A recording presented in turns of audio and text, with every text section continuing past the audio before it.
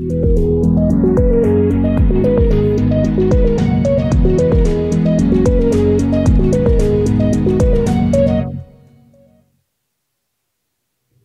my name is Gareth. You're watching the Hub Online Network, and tonight we have Dennis Adamson in the house. Dennis is an independent candidate for the Fraser Nicola 2020 election. Let's meet Adam now, or Dennis. Sorry, I every time I ever talk about you, I always go Adam, Dennis, and then I go, no, that's not right. It's Dennis Adamson. Yeah, it's fine. So let's have you talk about yourself a little bit there. Yeah, hello. My name is Dennis Adamson, and I'm running as an independent because I believe that the party system has failed us. All parties are for the rich and or the urban. Nobody's speaking up for rural, small town BC, and I would like to be that voice for you. So what's it now? You've had from what I can tell, a fairly storied career in politics. So can you talk a little bit as to maybe your last 5 years and what that sort of looked like for you? Well, I'd like to go a little further back if you don't mind. Oh, sure. Go ahead. When I moved into Yale, BC, where I live, and I became a member of the volunteer fire department. And one evening, a gentleman named Walter Cassian, who had this position for 21 years and retired, and then it had gone to another town, Sunshine Valley, because Area B, which I represent, is a big circle around Hope. So it had been 3 terms at Sunshine Valley, and Walter wanted it back into Yale, where I live. So he was running around town trying to get anybody to put their name in to run. So he got me a volunteer fire department one night, and he said, Dennis, you'd be perfect. And I said, Walter, I don't know anything. I don't read the paper. I don't have a TV. You know, I don't know anything. He goes, that's exactly what we're looking for. So I said, okay, if you don't get anybody, I'll put my name in. And of course, he quit looking. So my name was in there. I was running against 2 gentlemen from Sunshine Valley. And the crowd, we had to debate in Sunshine Valley and we had a debate in Yale. The crowd just was upset with Sunshine Valley for whatever reason, I don't know, because they didn't know who I was. I was new to the community, but they didn't want Sunshine Valley, so I won with a landslide victory because I was from Yale. Wow. That's what I learned. It's not always that they vote for the candidate, it's they vote against things. And that's how governments change. It was a good lesson to me. Speaking about lessons, Walter promised me an education, and I sure am got one over the last 12 years. So I got elected, and I thought, okay, I'm doing this now. I don't know what I'm doing, but I'm going to do a good job because the people put their faith in me. So for the first 3 years, I was on 13 committees. I traveled 34,000 kilometers in my car visiting the 15 communities I represent, and 4,000 emails. And when I got elected, I didn't know how to turn on the computer. So it was a steep learning curve. But I found that I love the job. I love helping people and helping my community get to be better. And I think, yeah. Having been in office before, can you tell us maybe a highlight that stuck out to you, something that you were able to accomplish as being part of the political machine? Yeah. Over the last 12 years, I have many things that I'm very proud that I had the chance to have a hand in and help. Tasmee Museum on Highway 7 is a museum that I don't know how the word, it's not glorifying, but it's showing what happened in the Second World War where the Japanese were interned. In Sunshine Valley at that time they called it Tasmee, and it was 4,000 Japanese people were interned there, and that was the closest one to the coast because you had to be 100 miles away from the coast. So a gentleman there, Ryan Allen, he started a little museum in the corner of his work building, because the work building actually was the butcher shop back in the day. So when he bought the building, he was cleaning it all out. He found all this items from the time period. So he made a little museum on the end of his shop, and he won an award. It was people liked it. So I was talking to him at ratepayers function, and I congratulated him on his win, and asked him what he wanted to do to expand. And he said, I really, really would like to build a replica cabin.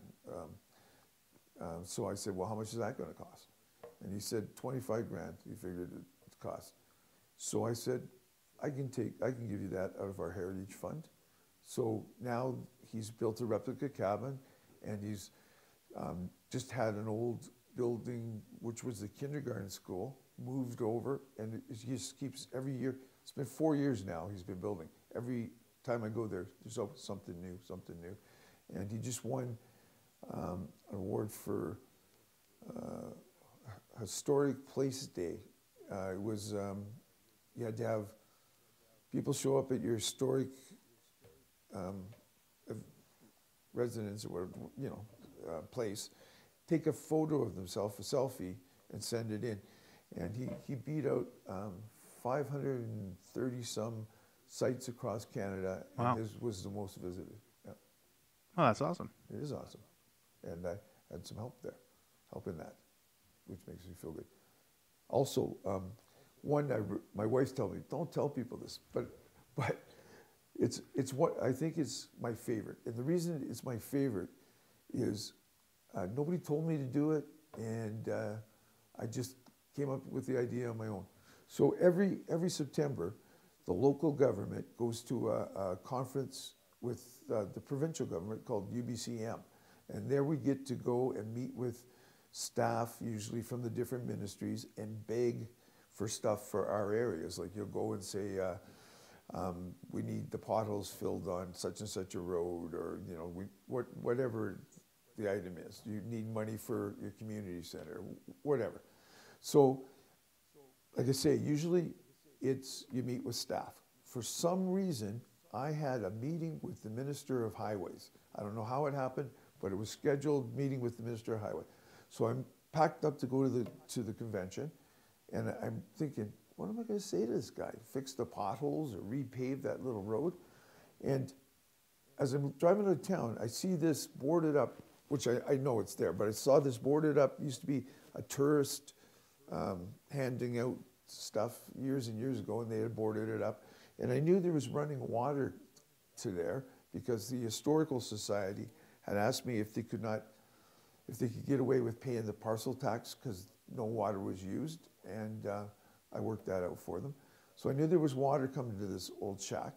So I get out of my car, I take pictures of it with my iPad, and I'm off to my meeting. And I go to my meeting with the minister, and I said, it was Todd Stone was his name, Mr. Stone, we need a public bathroom in Yale. And I said, because people are just using it as a bathroom anyway, and since you got in Grant's law where gas stations have to close at 11, unless there's two people, then at 11 most places are shut. So if you don't have a Tim Hortons, there's no place for women to go to the bathroom. And I said, look at Minister Stone, if you build it, I'll name it after you. He goes, no, I don't want it named after me. So he did. He built it. He built gave the highways instructions to build this bathroom in Yale. So when they were digging out to put the septic tanks in, they came this big rock, almost about the table like that, right? So they said to me, Dennis, this is going to cost $2,500 to take this rock away. Or we can just push it over there. You can put the cement barriers around it, and we'll save that $2,500. I said, yeah, push it over there, and we'll call it Todd Stone. Yeah. That's the washroom sort of on the corner next to the trading post? Yeah. Yeah, we use it all the time. Good. Yeah. I hope you're happy with the cleanliness and all that. Yeah, it's actually a stop that I almost go out of my way to just, if I got to go, that's where I'm going. Yeah, So good. And awesome. we created a job out of that as well, which I was, because I told them, like, if you build it, you guys are paying for everything.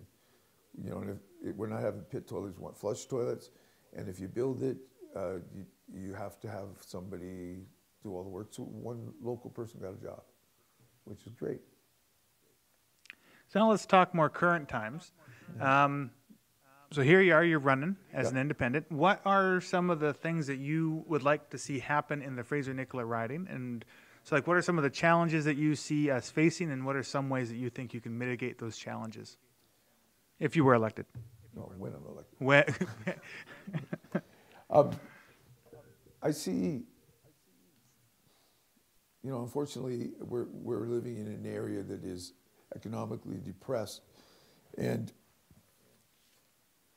they rely a lot on tourism. In the last 3-4 years, because of forest fires and Corona, we haven't had tourism. You know, and even when we have tourism, it's still not enough. Like no economy can live on just a tourist base. So we need to find some good jobs. I find that Ashcroft here, like take Ashcroft here for example. If I was elected a representative in Ashcroft, I would be marketing your inland port to as many businesses that I could, because I think it's a fantastic idea. When they built that, I thought, wow, that's a great idea. And land's cheap here, and if you got, say, Canadian Tire, you know, or warehouse here, so they can bring it here and then start doing whatever they're doing, division or dividing it all up, or Walmart, or whatever. I think it's got the potential, if it's marketed right, that we could attract these bigger businesses, and that would help Ashcroft. There's clean businesses that would do really well in the heat of the area because of the sun and the heat. I'd be trying to attract that as well. And I think people want to live simpler lives. I think that actually that's the only good thing out of COVID-19 is that we all kind of got to rethink on ourselves, and we thought, you know, like, yeah, people need to put time to themselves as well. So young people who want to buy a house, these are more affordable areas, but we're also backdoor, like in the backyard is a great place to play. You know, all through our region, there's hikes, there's what else do they do? They do the ATVing and you know, it's just so many things that we have to offer. If we could create a good economy, people would come live here and the towns will thrive. Correct me if I'm wrong. Just before the election was snapped into existence, my understanding is you were actually part of the NDP party. Can you speak a little bit about how, because I'm personally confused about this. You were part of NDP and now you're independent. What was the shift there? Okay. Thanks for asking the question. I was vice president of the riding, Fraser Nicola, for the NDP. And well, parties have their own agenda. So they decided that they wanted Aaron Shumahetsa? Yes, thank you, Shumahetsa, to be the candidate. When the executive, the executive's job is to raise money, hold a nomination, find a candidate, and do everything to get that candidate elected. So what happened, the NDP used to be bottom up, but lately it's become a top-down organization. So they told us that we had to take this guy as, well, first of all, they sent a notice saying they're going to have a nomination meeting in 22 days in the future, and that he was the only one that's been vetted. And then our party rules say that if you want to run, you have to have your papers in 28 days before the nomination. So we weren't, nobody had enough time to do it because it was only 22 days. And then a week later, they said, we're not even having a nomination where he's the guy. So 13 of us on the executive, we were very, very disappointed with that. And we were tired of being basically told what to do, and we resigned. Were you eyeing somebody else for the nomination? There was actually several people that wanted wanted to put their name forward. And if normally what happens is you have executive about a year before the election. This time we didn't know what was coming, but we had started talking about having the nomination in the near future so that the candidate would have a decent length of time, he or she, to build a name and go around and talk to people and find out what they want and stuff like that. So we were just talking about that, and there was 3 people I can think of that were looking forward to being trying to become the candidate. And that just went by the wayside when this happened. So at that time, just for clarification, you were not planning on running as an MLA? I probably would have put my name forward, but okay. I'm not talking. There's 3 others who were as well. Okay. Yeah. Thank you for the clarification on that. Sure. Well. Another thing that's sort of been swirling around your particular candidateship is a gentleman by the name of Mr. Pigeon. Can you sort of talk about that? So in a conversation I've had with him, your name came up. It seems like there's a large history of stuff that sort of seems like he wanted to talk about. Right. And I'm not sure how you fit into the story here, but if you can talk about that, that would be awesome. Okay, great. Thanks for the question. Wes Pigeon, he's been approaching different MLAs to try to get them to look at the child abuse in the Maples Adolescent Psychiatric and Forensic Center in Abbotsford, and where he served as a professional counselor.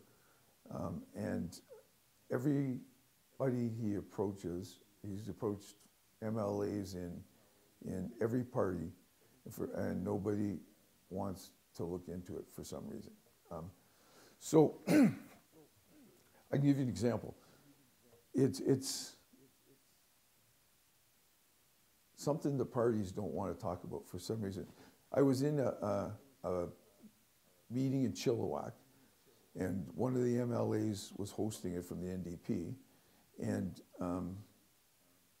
it was packed. It was on women and religion and politics. So I was there, and I got tapped on the shoulder because I'm an NDP, and called into this outside room saying, there's a guy out there, and we're afraid he's going to go to the mic and ask some questions. So how are we going to get rid of him?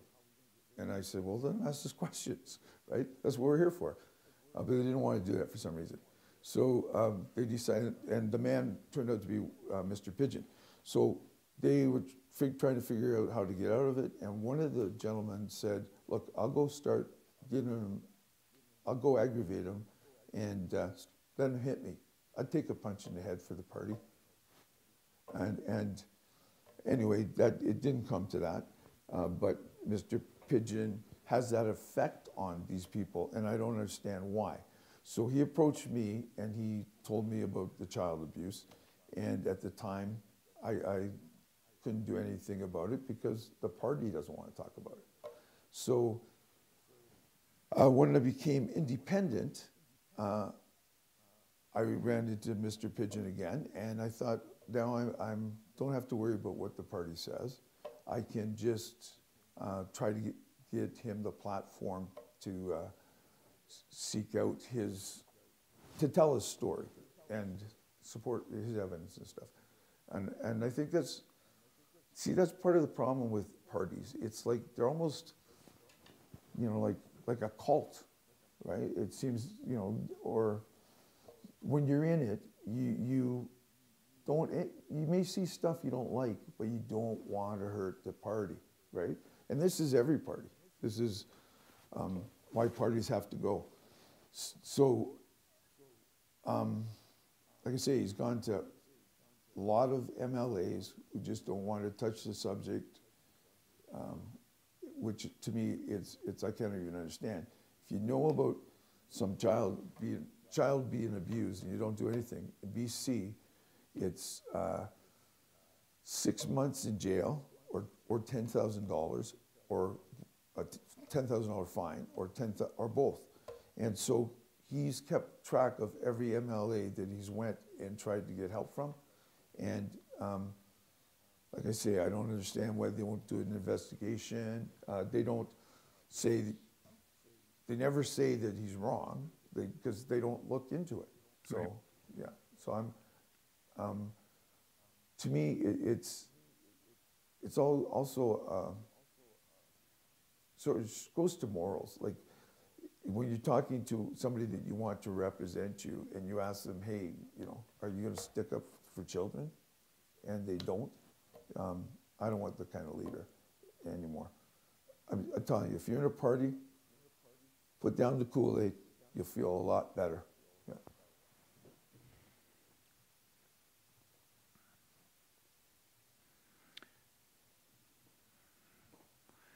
Yeah. Is there anything else on that particular topic that you want to say? Well, because I'm gonna move on from that. Yeah. No, I just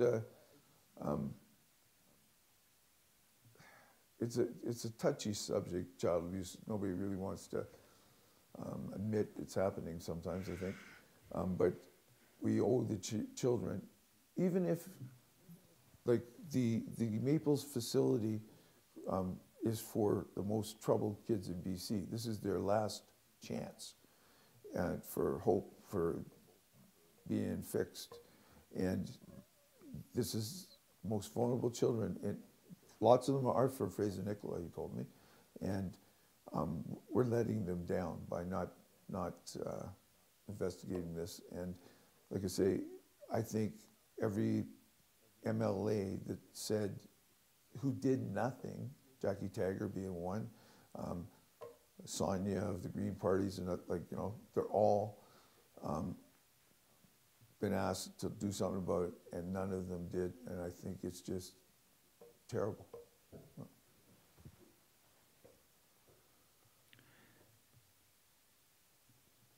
Policy-wise, so I'm moving on from that. Policy-wise, what do you feel are some of the some promises that you feel are something that, as an independent, that you would vote for if it came to the floor? And what are some of the things that you feel probably you wouldn't go for as an independent voter in the Legislative Assembly? Well, it's a good question. It's hard to think of things. So right now, some of the, for this particular election, some of the things that they're parties are promising. Yeah. The no PST for a year, the $500 to $1,000 depending on single person or family that the NDP want to hand out.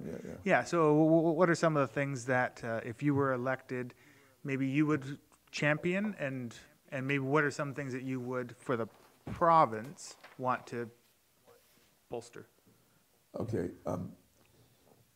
I think for the riding, I would champion anything that's going to bring economic development here. I think that every party does have an idea here, an idea over there, an idea in that party that's good, because they're all trying to come up with good ideas.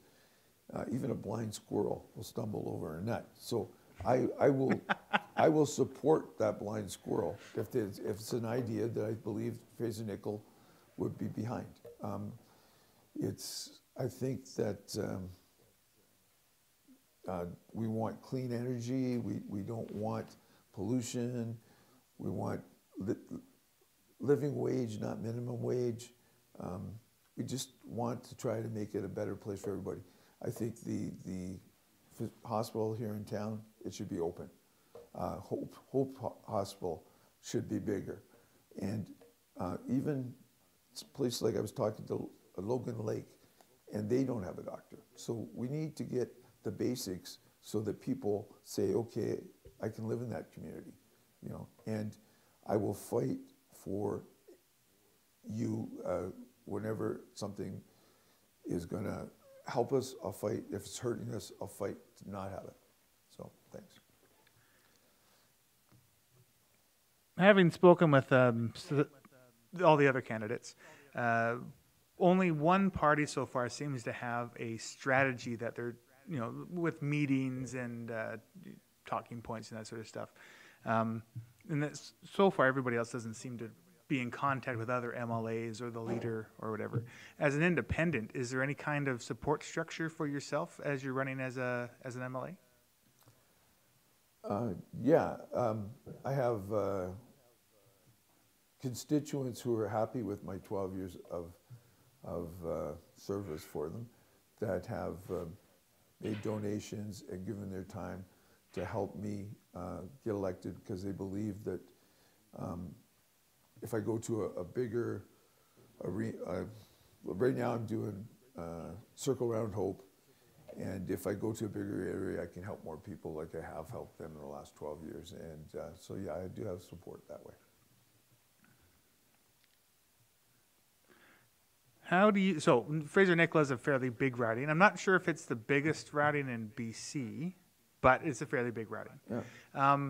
How do you think you would be able to facilitate sort of being all-encompassing in the party, especially when you live in sort of the bottom tip, as it were? Yeah. Well, I love driving. If you remember earlier in the message, I said my first year in local government, I put on 34,000 kilometers on my car. I also believe that it's getting really easier now with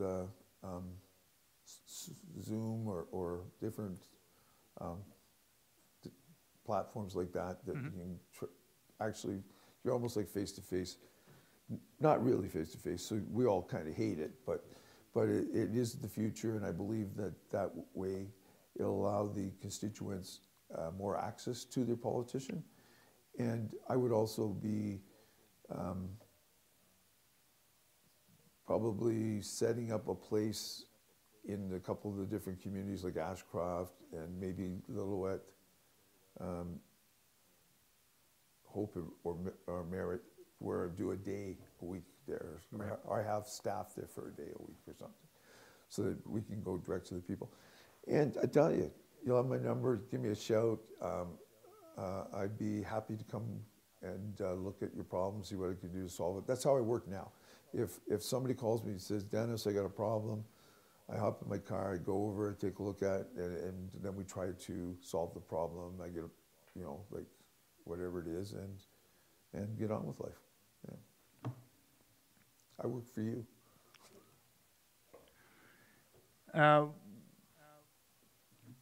So far in this campaign, because you've campaigned before, what are some of the different challenges that you're facing with COVID on the campaign trail? And what things have sort of fun things or things have stood out in your mind as campaigning that has sort of been fun or helpful to you? Good questions, Garth. This time it's a totally different animal. You know, every other election I've been in, you know, you have a bit more time, and I love knocking on doors and meeting people. I really do. That's my favorite thing, is just to go out and talk to people and listen to them, and then see if I can help them. So this election, I haven't really done that as much because of COVID. You don't want to go to somebody's door you don't know, knock on their door, and you got to jump back 8 feet and all of this.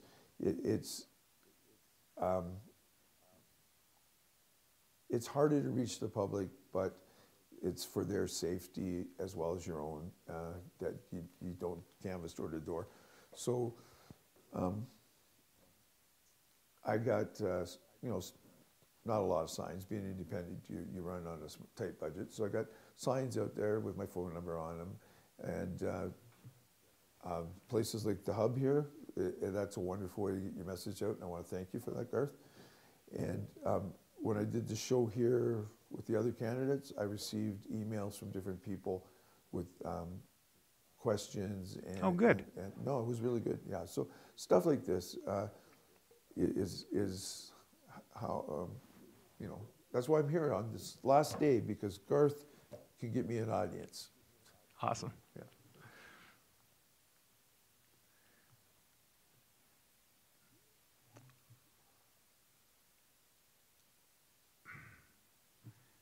I suppose, is there any thing that I've missed? We've talked about your platform. We talked about how you would integrate into the bigger idea of Victoria. Right. Is there anything else that you feel you gotta talk about? Do you have a last pitch to vote for Dennis? Vote for Dennis. Okay, I'd actually like to read this if you guys don't mind, because sometimes it's easier to write your thoughts and then read them as to just ad lib. And Of course. Okay, thank you. The reason I'm running as an independent is I believe the party system is broken. The three political parties in BC election all care about the rich and powerful corporations' interests or for rural BC. I want to be the voice for small towns and rural BC, raise the issues most important to the people of Fraser, Nicola, such as jobs, economic development, small business survival, fighting climate change, health care access for small communities, affordability, transportation infrastructures, and Indigenous issues. I can best do this as an NDP who's free from the strict controls of the political parties. I believe the independent candidate can work harder for the constituents and can represent true democracy. For the last 12 years, I've had the privilege of serving Electoral Area B at Fraser Valley Regional District Board as their local government representative. In that time, I fought to establish internet, cell phone coverage, converted an old school into a community center, constructed a fire hall, public washrooms, built a water reservoir, and many more. I would like to take what I've learned and fight for the area's interests. As representative for Fraser Nicola, I will fight hard, make sure that the area is a better place to live for children, young families, and seniors while keeping tax low. So vote for Dennis on October 24th. I will fight for you. Thank you. Through that, I thought of one last question. Sure. If you had all the money that you needed, all of the votes that you could possibly have, Yeah. everybody just said yes. Yeah. What is one thing you would personally put in somewhere in Fraser Nicola? What would you change if you could? What would I change? Well, actually, there's a few things. Stuff that I've already started at this level. I'm building a park in Yale for Walter Cassian. He served the local government 33 years, and his wife, Sophie. So I'm doing that right now. I'd continue that. I would lobby to get the the Alexander Bridge fixed and also turned into, I believe it would, in my opinion, and other people's too, not everywhere, I think it should be a federal park of unification. There's nowhere in Canada that there's a park celebrating the unity of the country. And BC only came into Canada because of the promise of the train. So that bridge is a representation of all that. And the Ministry of Highways owns the bridge, and they're currently doing nothing about it. So we're concerned it's going to eventually fall into the river and be lost to us. So I would definitely work on that with the local First Nations Spuzum Band, and have a interpretive center for the Indigenous and for the country at that time period. I would put a bridge in Spencer's Bridge. They've been asking for a bridge for years, and the Liberals took it out. And I understand on the long weekends when the Cokes closed, the traffic is just unbelievable there. And if there was ever a fire, the fire department has to go up on the highway around, and it's just a nightmare. So I would fight to get the bridge back. I would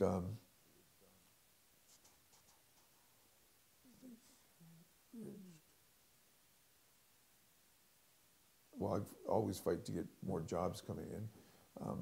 Like I already mentioned here for the yard. I come up with these great ideas, right? And, I think they're great ideas.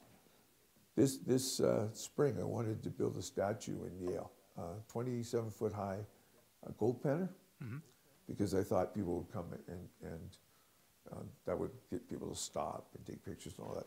The town wasn't. They weren't really excited about it, but I just come up with things that I think would be good, and if everybody agrees, we get it done. Like, what have I done?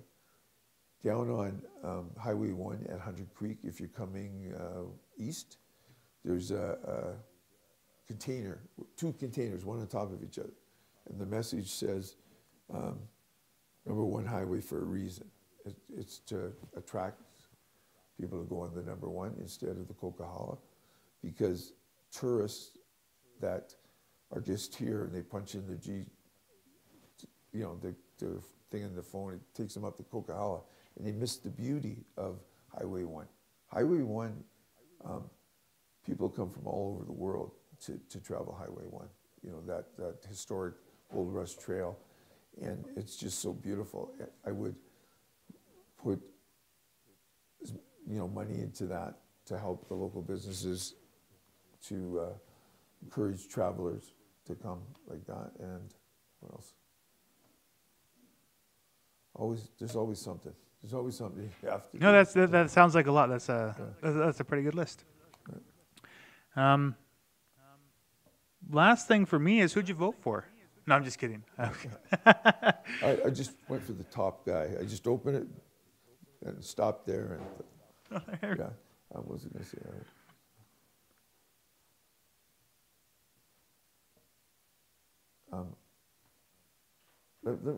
When I mentioned earlier that I'd keep the taxes low, I'll tell you about my area. So I got elected in 2008, and the regional district, who I represent, and so the taxes are going to the regional district. So when I got elected in 2008, the average house in Area B paid $410 per year in taxes to the regional district. So 12 years later, I've increased service. I got the community school turned into community center, so there's a parcel tax there. I got a heritage tax to fund all the different signages in the canyon, and so I added that. So 2 services, and the third was economic development. So in 12 years, with the adding of 3 services, I started out $410, the average house. This year, the average house was $408. So wow. I really watch I spend the money like it was mine, and I really seriously conservative in that. But also, I'm social minded. I want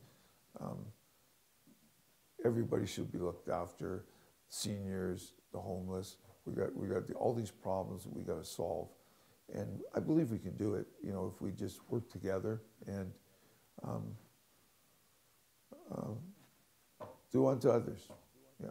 So vote for me, and I will work hard for you guys. Well, thank you very much for coming in. I really appreciate your time. And to everybody at home, if you'd like to see more of Dennis, you can go check out the All Candidates Forum that we did last week. And if you haven't voted yet, hopefully this might sway your vote one way or another. And we'll see you all next time. Thanks again. Yeah, thank you, guys.